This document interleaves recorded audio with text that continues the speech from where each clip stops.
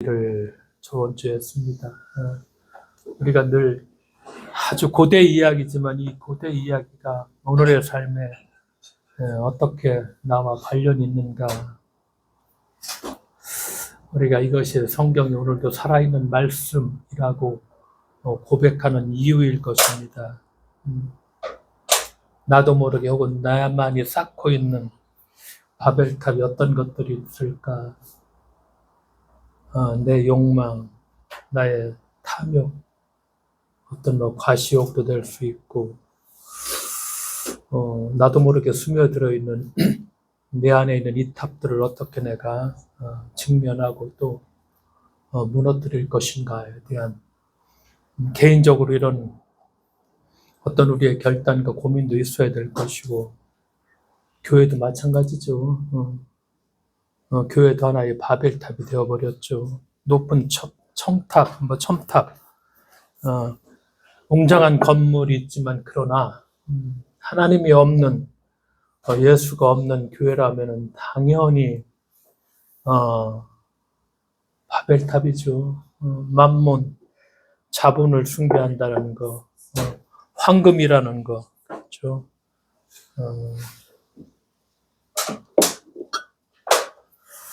정신 차리지 못하면 늘 우리가 주변에 있는 이런 것들에 참 우리가 취약하죠. 현대의 또 새로운 바벨탑 제국주의가 우리가 있는 세상을 얼마나 참하게 짓밟고 있는가. 오늘도 우리는 그것을 목도하고 있죠. 그래서 수많은 사람들이 전쟁이 저렇게 죽어나가고, 그러나 우리가 걱정하는 건 에너지 걱정이죠. 자본주의 사회에서 몸속까지 들어있다 보니까 당연히 에너지 가격이 올라가면 우리 물가가 올라가고 우리가 사는 삶이 또 팍팍해지고, 그러다 보니까 죽는 사람보다도 빨리 이 에너지라는 거, 주식시장이 어떻게 되는가, 이런 관계들, 우리가 이런 것들을 좀 바벨탑 이야기를 통해서 점검해보고 생각해 볼 수 있는 그런 시간이 되어야 될 것이고, 오늘 본문에는 아브라함에 대한 이야기죠. 하나님께서 떠나라 했을 적에 그가 떠났는데, 하나님께서 약속하신 땅은 가나안인데 거기에 기근이 들어서 이제 이집트에 피신했고, 또 자기 아내를 여동생이라고 속이고, 우리가 그 전에 바벨탑 이야기 전까지를 보통 원역사라고 이렇게 얘기하죠. 천지창조, 아담과 하와 이야기, 그 다음에 카인, 아벨 이런 이야기를 했고, 그 다음에 노아 이야기도 했고, 그 다음에 11장의 바벨탑 이야기. 그러니까 이제 뭐라고 할까, 원역사. 그러니까 어떤 태구 쪽의 그런 역사라고 한다면 12장부터는 이제 구체적으로 이스라엘의 어떤 조상이 이제 이룩하게 이스라엘이라는 민족이 뭐라고 할까, 이제 그 조상 시조가 누구인가, 그래 본격적으로 어떤 역사가 시작되는 그런 이야기가 시작이 되죠. 아브라함 하면 우리가 신앙과 순례의 길을 떠났던 사람이고, 그분은 또 믿음의 조상이다 이렇게 얘기하죠. 아브라함은 하나님께서 떠나라고 했을 때 이제 일단 아버지가 데라였었죠. 그런데 이들이 살았던 땅이 갈대아 우르, 지금의 이라크 남부입니다. 그러니까 메소포타미아의 지역이죠. 그러니까 이스라엘도 원 뿌리가 어디라는 것이죠? 여기 이라크 남부 메소포타미아가 이스라엘의 원 뿌리라는 것입니다. 갈대아 우르에 살다가 이제 창세기 11장 끝절에 보면 어떤 이야기가 나오냐면, 데라가 이제 아브라함과 사라 며느리죠. 그다음에 손자 롯이죠. 이 사람들을 데리고 가나안으로 가고자 갈대아 우르를 떠나서 어디에 머물렀다? 하란에 머물렀다.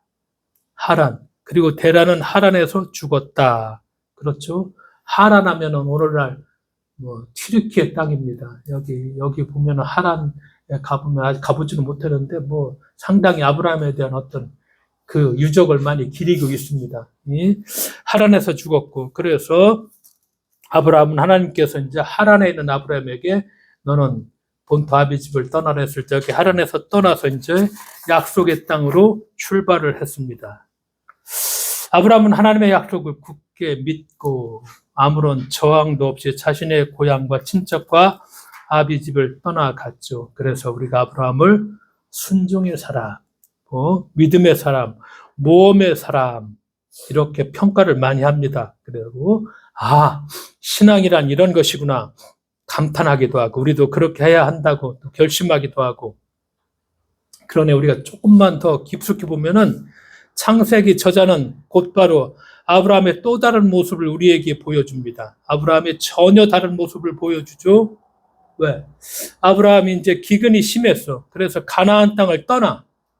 근데 하나님께서 약속하신 땅은 가나안 땅인데 하나님께 독단적으로 물어보지 않고 독단적으로 떠나버리죠. 그리고 여정에 없었던 이집트에 내려갑니다. 12장 7절 하나님은 다시 약속하죠. 내가 세겜 가나안 땅이죠. 이 땅을 내 자손에게 주리라. 그래서 아브라함은 그곳에서 제단을 쌓았다. 이게 12장 7절. 다시 한번 이렇게 우리 약속하신 땅이 가나안 땅이다. 약속하고 아브라함은 그 약속을 믿고 세겜에서 하나님께 제단을 쌓고, 그런데 약속한 땅 가나안 여기에 기근이 있으니까 기근을 피해서 부유한 이집트로 내려갑니다. 어떻게 보면은 하나님의 약속을 저버릴 수도 있는 그런 위험이죠. 본토, 아비집, 친척 다 버리고 떠났는데, 그렇죠. 그런데 이제 지금서 어떤 지나치게 어떤 인간적인 처신 그 모습을 우리에게 보여주죠. 세겜에서 약속을 믿고 거기다 그 약속의 표시로 제단을 쌓고, 그런데 기근이 있어. 그래, 일단 피하고 살고 보자. 이런 얘기죠. 그런 다음에 아브라함은 아내 사레를 이집트 왕에게 내어주죠. 그러면서 하나님은 아브라함의 큰 민족이 되게 하겠다. 이렇게 약속하죠. 12장 1절에. 그러니까 사레를 통해서 후손에 대한 하나님의 약속을 위태롭게 할 수도 있죠. 왜? 자기 아내를 통해서 이제 새로운 자손이 번성해야 되는데 자기가 살기 위해서 그 아내 사라를 누구한테 주죠? 이집트 왕에게 내어줍니다. 순종의 믿음의 사람, 모험의 아브라함이지만, 그러나 우리가 여기서 보는 것은 일단은 뭐죠? 내가 살고 봐야지. 그렇죠? 그래서 아브라함은 자신의 목숨에 대한 불안 때문에 자기 아내 사레를 여동생이라 속이고 이집트 궁전의 여인이 되게 합니다. 그래서 사라는 파라오의 궁전 안에 파라오는 여러 자기들의 첩이 있으니까 궁전에 여러 분이 머무는 방으로 이렇게 불려가 거기에 있게 되죠. 반면에 우리가 읽은 말씀에 보니까 아브라함은 사라가 그렇게 이뻐서 이제 자기의 여동생이라고 하니까 바로가 그걸 믿고서 이제 아브라함에게 융숭한 대접을 해줍니다. 선물을 많이 주죠. 근데 사례는 여기서 말 한마디도 하지 않죠. 아브라함은 양과 소와 순하기, 남종과 여종, 암나귀와 낙타들을 바로에게 얻죠. 많은 선물들을 이렇게 받게 되죠.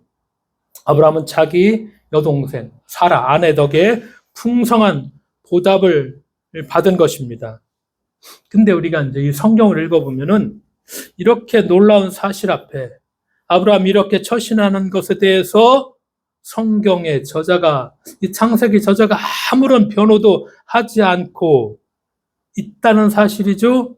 우리가 예를 들어 도덕적 판단을 해버려서 아브라함이 저럴 수가 있어. 하나님을 아브라함은 배신한 놈이다. 나쁜 놈이다. 저놈 당장 회개할 놈이다. 이런 얘기를 전혀 하지 않죠. 판단을 하지 않죠. 그러니까 아브라함의 굶주림과 두려움만이 아니라 이기심마저 정당화하고 있습니다.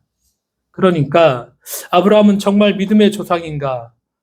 순종과 믿음, 모험의 아브라함인가?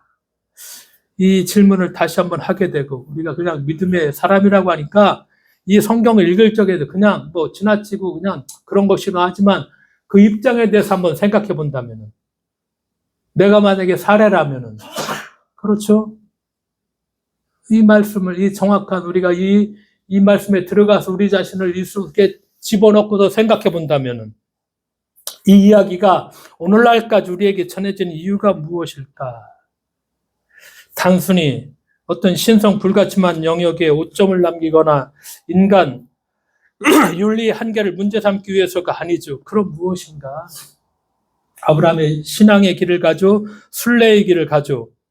그런데 그런 신앙과 순례의 길은 유혹과 오류, 심지어 타락을 배제하지 않는다는 사실을 자연스럽게 보여주기 위함이죠. 그 길이라는 것이 완벽하게, 그렇죠, 거룩한 길이 아니다. 이런 과정을 아주 적나라하게 성경 저자는 아무런 판단하지 않고 이런 사실을 우리에게 보여주고 있다는 사실이죠. 그러니까 신앙과 순례의 길이라는 사실, 이 길이 이렇게 유혹이 있고 오류도 있고 심지어 타락할 수도 있고 이런 길이라는 걸 우리에게 보여주고 있죠. 그렇게 해서 이런 이유 때문에 이 이야기는 아브라함과 관련해서 두 번이나 나옵니다. 한 번은 애굽의 파라오한테 자기 아내를 유일하게 속이죠. 또 하나 20장 1절에 18절에 보면 아비멜렉 왕에게 또 자기가 살기 위해서 자기 아내를 여동생이 다 하고 아비멜렉 왕에게 또 주어버리죠. 두 번이나 나옵니다. 또 하나 아브라함의 아들 이삭과 관련해서도 한 번, 이삭이 위험에 처했을 적에 리브가가 자기 아내가 아리따우니까 이삭도 역시 리브가가 자기 여동생이라고 하면서 내어줍니다. 창세기 26장 7절에 11절에 다 기록되어 있죠.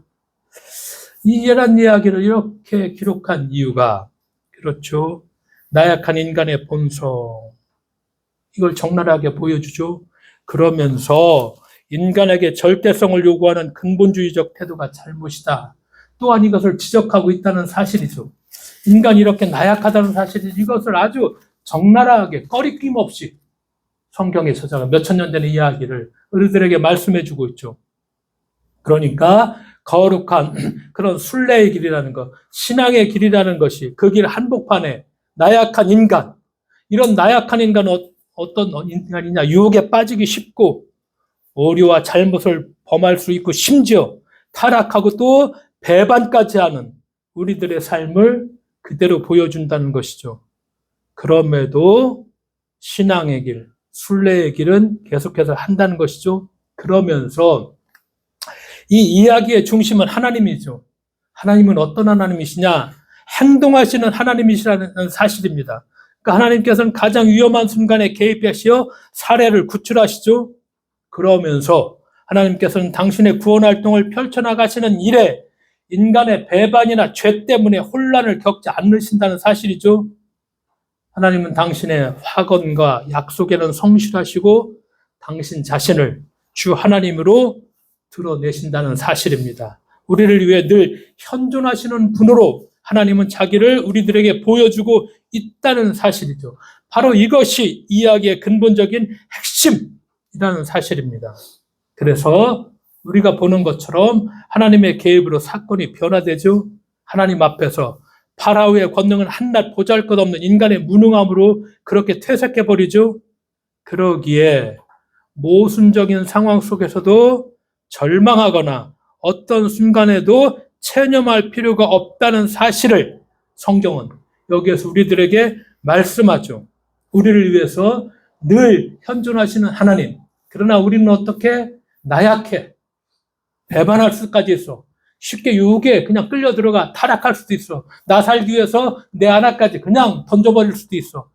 그러나 그런 가운데서도 하나님은 현존하시고 하나님은 우리를 구원하시고 하나님의 약속은 변함이 없다라는 사실을 우리에게 보여주고 있다는 사실.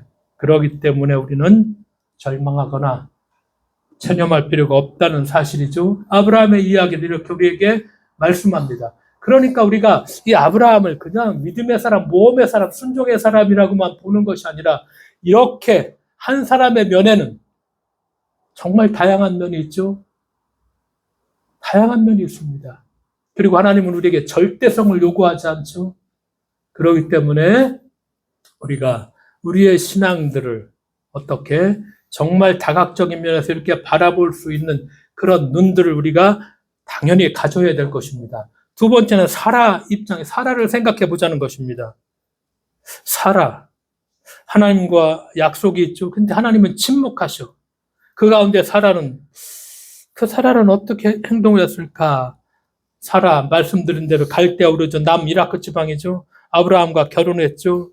그런데 시아버지 데라가 가족을 데리고 가나안으로 가는 도중에 하란에 정착하죠. 근데 시아버지 데라는 거기서 죽죠. 돌아가시죠. 그런 어느 날 아브라함에게 떠나라는 하나님의 명령과 축복의 약속이 아브라함에게 주어지죠. 그래서 아브라함은 하나님의 명령과 축복의 약속을 직접 받았으니 단호히 길을 떠난 거 우리가 충분히 이해할 수 있습니다. 그러나 우리가 사라의 입장에서 한번 보자는 것입니다. 사라도 그 약속을 함께 받았는지, 그 약속의 자리에 함께 있었는지, 아니면 남편 아브라함을 통해서 그 약속을 전해 들었는지, 이건 알 수가 없죠. 왜? 성경의 기자가 이 말을 하지 않습니다. 알 수 없습니다. 그러니까 여러 해 동안 이루어낸 평안한 가정이죠. 정들고 익숙한 주변을 떠나서 갑자기 낯선 곳으로 떠난다는 것은 사라에게 어떤 뜻이었을까? 어떤 의미가 있었을까? 사라의 입장에서 생각해 보자는 것입니다. 그런데 사라는 새로운 땅으로 가라는 하나님의 약속을 받은 아브라함을 따라서 길을 나섭니다. 만약에 사라가 함께 가기를 거절했다면 자신의 집에 그대로 머무르거나 당신이나 가라고 했다면 어떻게 됐을까? 요즘에는 이렇게 했을 수가 많겠죠. 안 그렇겠습니까? 그러면은 남자가 혼자 떠날 수 있습니까? 이혼하는 수뿐이 없겠지만 같이 살지 못한다면 이런 상황이었을 것입니다. 그런데 그 당시는 가부장적인 사회였죠. 이게 참 황당한 일이죠, 사실은. 우리가 그냥 쉽게 그냥 이야기를 통해 들리지만 만약에 사라의 입장에서 한번 생각해 보자는 것입니다. 사라는 어떻게 했을까? 그렇죠. 가부장적인 사회에서는 사라는 자신의 의지와는 상관없이 남편이 하는 대로 따라갈 수밖에 없었다. 당연하겠죠. 혹은 또 우리가 도리어 사라가 아브라함에게 하나님의 약속에 대한 용기를 주어서 그럴 수도 있죠. 그래, 하나님이 그렇게 말씀하면 당신 그대로 가야 돼. 나 당신을 돕겠어. 나도 기꺼이 가겠어. 이렇게 할 수도 있었을 것입니다. 그런데 거기에 대해서 우리가 아는 바는 없죠. 왜? 성경은 그녀가 어떻게 했는지 아무런 설명이 없죠. 상상은 필요하겠죠. 우리가 한번 상상해 본다는 거. 하나님께서 한마디도 듣지 못한 가운데서 남편으로부터 간접적으로 들은 사라가 그 약속을 믿고 길을 떠났다면은 사라는 더 큰 믿음의 사람이요. 남편 아브라함에게 강한 어떻게 돕는 자가 충분히 될 수 있었을 것입니다. 이건 상상의 영역이죠. 알 수는 없지만 사라에 대해서. 그러니까 아브라함과 사라 가나안 땅에 도착해서 기근이 들었죠. 기근을 피하기 위해서 애굽 땅에 들어가게 되죠. 아브라함은 자기가 죽을 것 같은 두려움이 있으니까 사라를 여동생이라고 속이고 파라오의 궁에 이제 들여보내게 되죠. 근데 남편은 어떻게 하죠? 영숭한 대접을 받아. 오늘날이라면 어떻게 했을까? 이 상상의 영역이 영숭한 대접을 받잖아요, 보니까. 죽을 것 같으니까 그 바로에게 줬다는 얘기는 바로 마음대로 하라는 얘기입니다. 당연한 얘기죠. 그로부터 수많은 해가 흐르는 아브라함은 똑같은 잘못을 또 한 번 저지르게 되죠. 그랄 땅에 거할 때 또다시 아브라함은 사라를 여동생이라고 하고 그랄 왕 아비멜렉에게 데려갑니다. 한 번만 있었던 것이 아니라 이렇게 두 번이나 이 일을 저지르게 되죠. 아브라함이 자신을 담보로 해서 자신의 안전을 꾀하는 것을 본 사라는 어떤 생각을 했을까? 요즘 같으면 남편이 조금만 잘못하더라도 죽어나는데 참 눈치 보고 사는 것이 이 오늘의 삶이잖아요. 그렇죠. 김모아원 삶이 안 그렇습니까? 네, 그렇죠. 이 상황에 많은 생각을 해볼 수 있을 것입니다. 성경에 그런데 사라가 어떤 생각을 했는데 알려주지는 않죠. 사라에게 남편 아브라함이 어떤 사람이었을까? 사라는 아브라함의 말대로 자신을 아브라함의 여동생이라고 했죠. 그리고 묵묵히 바로 왕과 아비멜렉의 왕에게로 끌려갑니다. 아브라함을 위해서 자신을 가장 위험한 곳에 내맡기죠. 사라는 아브라함이 자신의 안전을 위해 사라 자신을 위험 속에 내어주는 아브라함의 행동에 대해 침묵하죠. 아무 말은 없죠. 성경에 기록한 건 없죠. 그리고 묵묵히 아브라함의 말대로 하죠. 사라의 이런 행동을 어떻게 받아들일 수 있을까? 사라는 하나님께서 자신을 지켜주실 것을 굳게 믿었나? 침묵하죠. 우리가 배울 수 있는 건 이 침묵에서 배운다는 것이죠.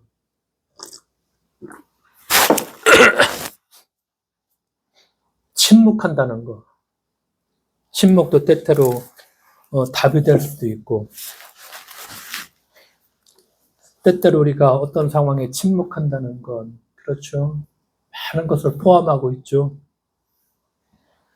그런데 이렇게 침묵하는 사라가 침묵하지 않은 사라의 모습을 또 보여줍니다. 사라 아브라함이 늙었죠. 하나님의 약속이 실현될 기미는 전혀 안 보이죠. 그래서 침묵하는 사라가 이제 말을 하죠. 아브라함에게 제안을 합니다. 내 여종 하갈을 통해서라도 대를 이어가야 한다. 그래서 아브라함에게 제안을 하니까 아브라함이 그 제안을 받아들이죠. 그래서 하갈이 임신하게 되죠. 그런데 하갈이 임신하니까 또 사라를 모욕을 하게 됩니다. 자녀가 없어서 오랫동안 엄청난 열등감과 내적 상처를 갖고 있는 사라에게 잉태한 여종으로부터의 멸시는 사라가 이제까지 참고 있었던 분노를 폭발시키는 그런 계기가 되어버렸죠. 그러면서 이제 사라는 그 책임을 아브라함에게 돌립니다. 창세기 16장 5절에 보니까 내가 받은 모욕은 당신이 받아야 옳도다. 내가 나의 여종을 당신의 품에 두었거늘 그가 자기의 임신함을 알고 나를 멸시하니 당신과 나 사이에 여호와께서 판단하시기를 원하노라. 그렇게 침묵했던 저 사라가 폭발시키죠. 당신 때문이다.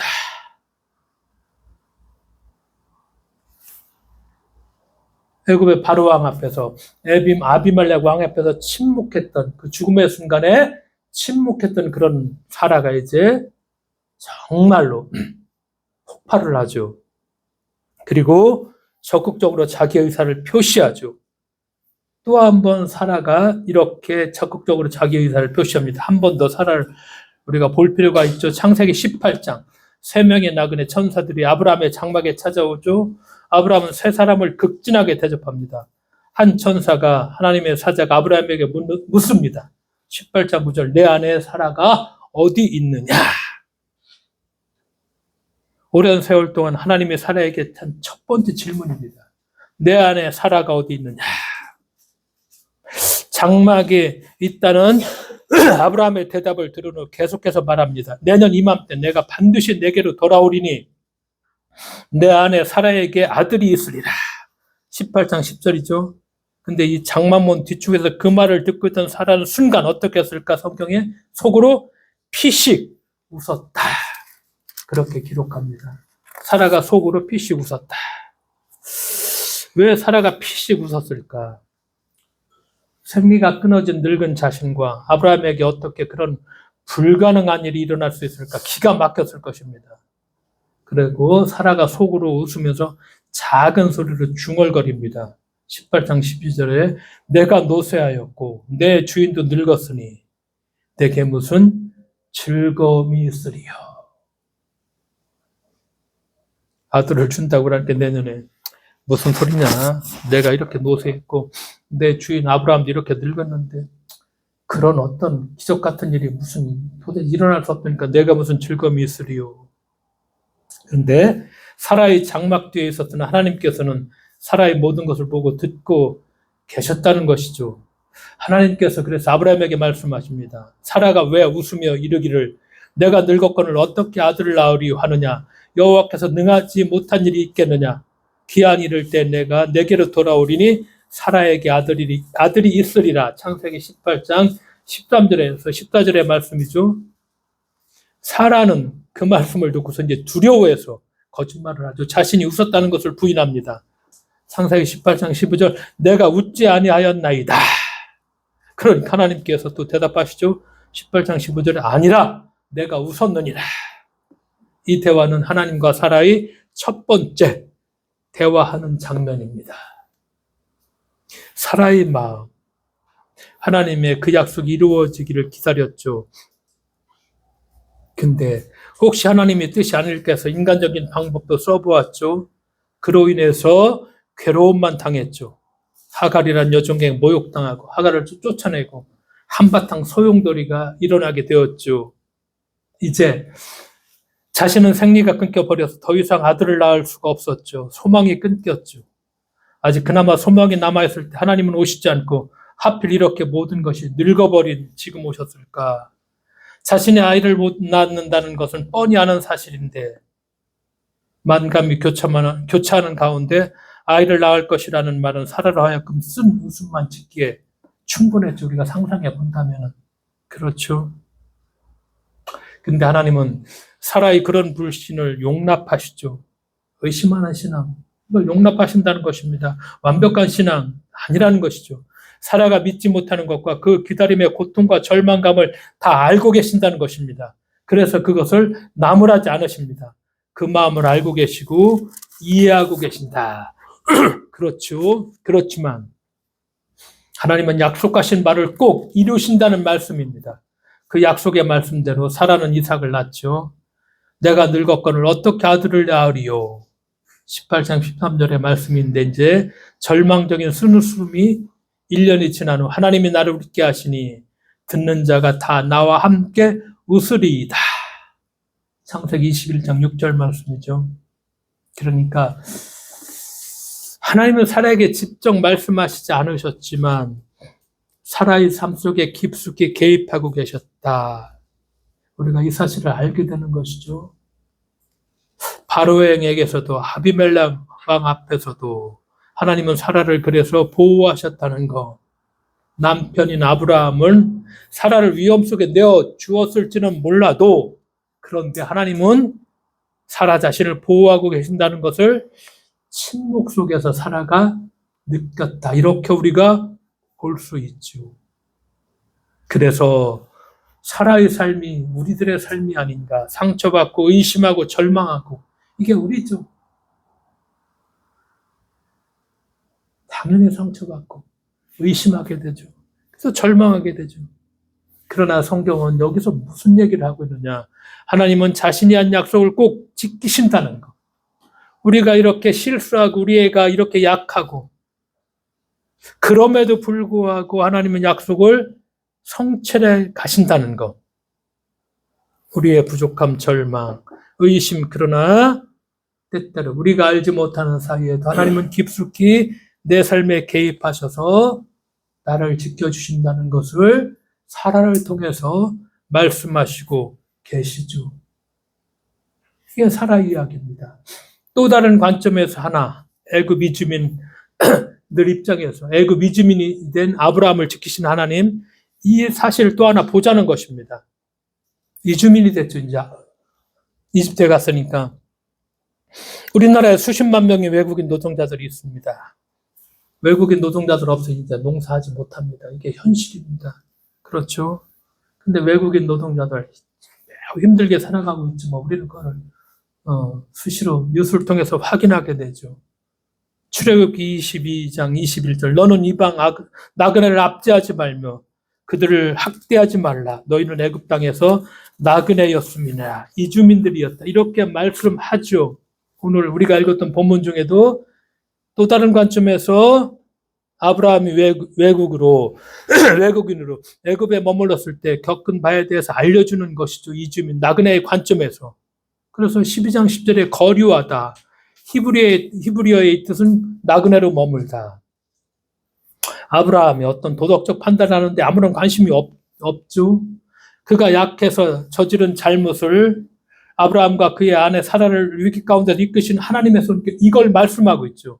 그러니까 하나님의 구원의 손길을 따라 약속의 땅 가나안으로 갔는데 그런데 기근이 심해서 애굽 땅으로 내려갔다. 애굽은 피난의 땅이기도 했죠. 창세기 여러 사실들이 나오죠. 역시 야곱의 일가도 약속대로 계속된 기근에 따라 애굽으로 이주했습니다. 예레미야 시대에 유대에 대한 하나님의 심판을 선포했던 예언자 우리야도 권력자의 박해를 통해서 애굽으로 달아났고 예레미야도 애굽으로 피신해 있다가 거기서 숨을 거두게 되죠. 신약 성경에. 예수님도 그의 가족들도 헤롯을 피해서 어디로 나가죠? 애굽으로 피신해 갑니다. 오늘 본문에서 찾아보는 외국인 이주민에 대한 교훈이죠. 기근을 피해 목숨을 보존하려고 애굽 땅으로 들어간 아브라함과 사라에게서 오늘 우리나라에 어렵게 살고 있는 외국인 노동자들의 모습을 볼 수 있다는 것입니다. 10절에 거류하다로 옮긴 히브리어 동사는 구르라는 말인데 본문의 경우처럼 자연재해를 비롯해서 정치, 경제, 문화, 사회 등의 어려움 때문에 정든 고향을 떠난 낯선 땅에서 한시적으로 겪는 그렇게 사는 경우를 말씀하고 있죠. 그래서 애굽 사람들이 사라의 아름다움을 보고 남편이 자기를 죽일까 봐 두려워하는 아브라함의 모습에서 오늘 우리는 외국인 이주민들이 우리나라에 들어올 적에 이런저런 두려움을 품는다는 게 충분히 이해할 수 있죠. 그런 두려움 때문에 아브라함이 사실을 감추고 달리 말한 것처럼 우리 가운데 사는 외국인 이주자들도 두려움 때문에 사실을 다르게 충분히 말할 수가 있습니다. 그렇죠. 이렇게 사실을 감춘 아브라함을 하나님이 직접 꾸짖지 아니하시고 오히려 위기 가운데 지켜주셨듯이 어쩌면 우리 가운데는 외국인 이주자들의 목숨을 보존하기 위해서 저지른 잘못을 하나님은 따지지 않고 오히려 그들의 편에 서서 그들을 지켜주신다고 생각해 그렇게 볼 수도 있다는 것. 이런 시각을 가지고 이 말씀을 볼 수도 있다는 것입니다. 이걸 말씀하고 있죠. 왜냐? 성경에 큰 줄기 하나가, 변함없는 줄기 하나가 이렇게 연약한 사람들, 이렇게 나그네 된 사람들, 피난민들, 여기에 초점을 맞춘다는 사실이죠. 이것은 부인할 수 없는, 정말 구약 성경에, 그리고 예수님까지 이르는 하나의 커다란 줄기라는 사실입니다. 그래서 신앙의 삶이라는 것은 결국 무엇이냐?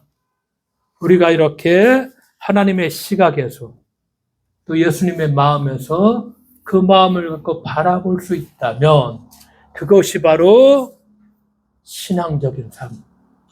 그것이 바로 우리가 예수님을 따라가는 또 하나님의 마음을 닮아가는 그런 삶일 것입니다. 그렇기 때문에 어떤 사실들이 벌어졌을 적에 저렇게 전쟁이 벌어졌을 적에 하나님은 어떠했을까? 어떤 마음을 가지셨을까?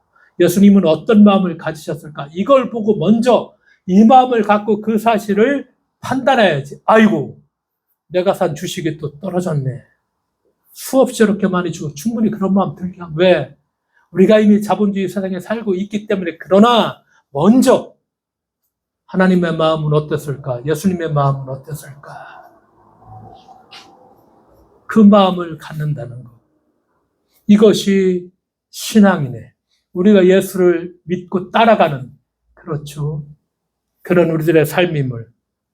그렇기 때문에 오늘 우리가 창세기 12장 10절에서 20절, 아브라함이 순례자 믿음의 조상이었지만 그러나 완벽한 삶이 아니라 그런 신앙과 순례의 삶이라는 것이 오류가, 그리고 잘못, 어떤 유혹, 타락, 배신, 그렇죠. 이런 삶이라는 것.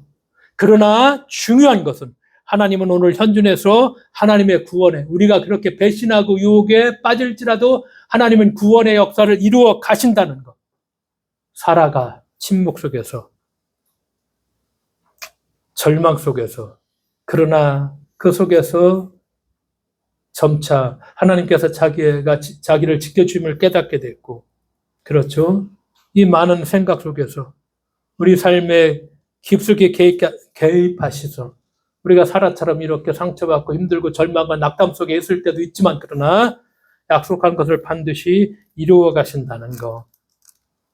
아브라함이 나그네가 되었고, 그래서 성경은 끊임없이 나그네 삶, 거류민들의 삶을 얘기하듯이 이 사실도 우리가 잊지 않고 기억하면서 오늘 우리들의 신앙의 삶을 뚜벅뚜벅 또 한 발 내딛는 우리 모두가 되어야만 하겠습니다. 기도하겠습니다. 하나님 아버지, 감사드립니다. 오늘 우리의 삶, 참 여러 가지 일들이 수시로 벌어지게 되고 때때로 우리가 여러 가지 혼란스럽지만 그 혼란의 한가운데서 우리가 깨어있어서 하나님은 어떻게 보시고 계신가, 예수님의 마음은 어떠실까? 거기에 초점을 맞추어서 오늘을 살아갈 수 있도록 주께서 우리를 일으켜 세워주실 것을 믿으며 예수님의 이름으로 기도드리옵나이다. 아멘.